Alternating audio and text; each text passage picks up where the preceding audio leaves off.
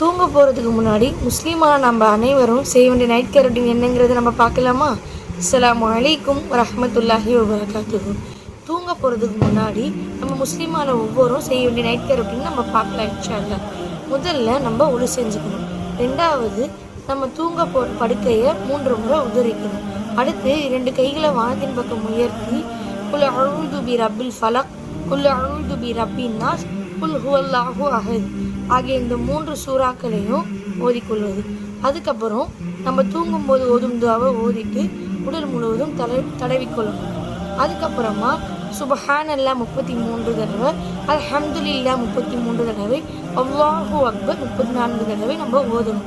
அப்புறம் கடைசியாக ஆயத்துல் குர்சியை நம்ம ஓதிக்கிட்டு வலது பக்கமாக திரும்பி வலது கையை வலது கன்னத்தின் கீழ் வைத்து நம்ம தூங்கணும். இன்ஷா அல்லாஹ் இந்த நைட் கேர் ரொட்டீன் நம்ம ஃபாலோ பண்ணலாம் இன்ஷா அல்லாஹ்.